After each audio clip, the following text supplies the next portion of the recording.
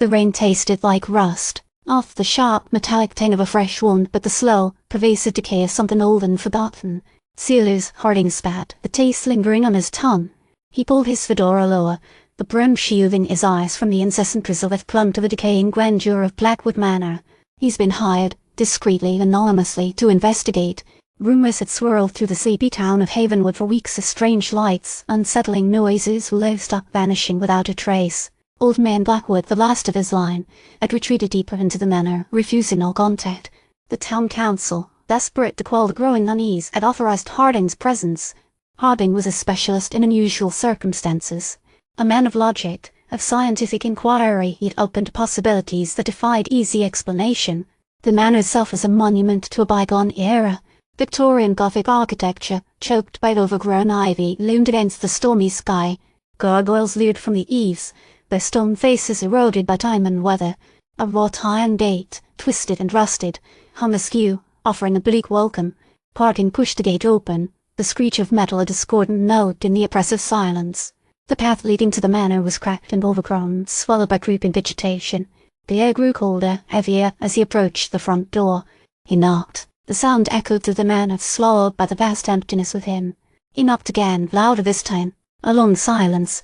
Then, a shuffling sound from within. The door creaked open a fraction, revealing a sliver of shadowed hallway. "Mr. Harding," a voice, raspy and weak, filtered through the opening. A figure appeared in the doorway, silhouetted against the dim light. An elderly man, thin as a reed, with sunken eyes and a haunted expression. "I am Blackwood," he said, his voice barely audible. "Come in, but be warned. You may not like what you find." The interior of the manor was even more unsettling than its exterior. Dust lay thick on every surface, undisturbed for decades. Cobwebs draped from the chandeliers, swaying gently in the stagnant air. The scent of decay permeated the rooms, a mingling of damp earth, mildew, and something indefinably wrong. Blackwood led Harding through a maze of hallways, each more oppressive than the last. Portraits of stern-faced ancestors lined the walls, their eyes seemingly following Harding's every move. "My family, we have always been custodians," Blackwood said, his voice trembling. "Custodians of something ancient." They reached a large, circular room, dominated by a massive fireplace and a single, ornate table. On the table lay a book, bound in what appeared to be human skin. "The Liber Umbrarum," Blackwood whispered. "The Book of Shadows." Harding examined the book cautiously. The script was unlike anything he's ever seen, a bizarre combination of symbols and archaic Latin. "What does it contain?" Harding asked. "Knowledge," Blackwood said, his eyes wide with fear. "Forbidden knowledge. Knowledge that should have remained buried." Suddenly, a low growl echoed from the shadows. Harding spun around, his hand instinctively reaching for the revolver concealed beneath his coat. A pair of glowing eyes materialized from the darkness. A creature emerged, unlike anything Harding had ever encountered. It was vaguely canine in form, but larger, stronger, and with a disturbing intelligence in its eyes. Its fur was matted and black, and its teeth were long and sharp. "The Guardian," Blackwood said, his voice filled with dread. "It protects the secrets within the book. It is bound to this place." The Guardian lunged. Harding reacted quickly, firing a shot.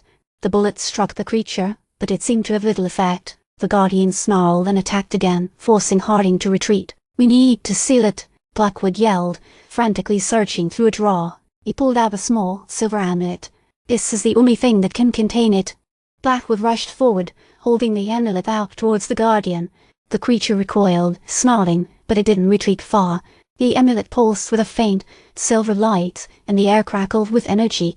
Suddenly, the room began to shake. The portraits on the walls rattled, and the ceiling began to crumble. "The ritual is destabilizing the manor," Blackwood cried. "We need to get out of here." They raced through the halls, the Guardian hot on their heels. The manor was collapsing around them, the sounds of splintering wood and crashing debris filling the air. They reached the front door, but it was blocked by a pile of rubble. Harding kicked at the debris, clearing a small opening. "Go!" he shouted to Blackwood, pushing him through the opening. "I'm right behind you." Harding turned to face the Guardian, firing another shot. The creature swatted the bullet away with ease. As Harding turned to follow Blackwood, the floor beneath him gave way. He plunged into darkness. The last thing he heard was Blackwood's desperate cry. He landed in a cavernous space, the air thick with the smell of damp earth. Above him he could hear the sounds of the collapsing manor. He was surrounded by darkness, but he could see a faint, ethereal glow emanating from a pool of water in the center of the cavern. He stumbled towards the pool, drawn by the light. As he approached, he saw something reflected in the water's surface. It wasn't his own reflection. It was a swirling vortex of colors, a gateway to another realm. He reached out, his fingers brushing against the surface of the water. The vortex widened, pulling him in.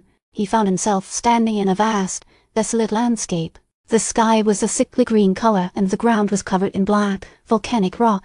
In the distance, he could see a colossal structure, built from the same black rock. It pulsed with an eerie inner light. A voice echoed in his mind, not spoken, but projected directly into his thoughts. Asterisk, you have been chosen, dot asterisk. Harding spun around, searching for the source of the voice. He saw nothing. Asterisk, the gate has been opened. The ancient ones are returning, dot asterisk. A figure materialized before him, tall, gaunt, with skin like polished obsidian and eyes that glowed with an unearthly intelligence. Who are you? Harding demanded, his voice trembling. We are the keepers, the figure replied. We have been waiting for you. You are the key. The key to what? To their return. To the awakening of the old ones. To the end of everything you know. Harding knew, with a chilling certainty, that his investigation into Blackwood Manor had led him down a path far more dangerous, far more terrifying, than he could have ever imagined. He was no longer just a specialist in unusual circumstances. He was a pawn in a cosmic game, a player in a drama of unimaginable scope. The keeper extended a hand. Come, he said. There is much to learn, and very little time.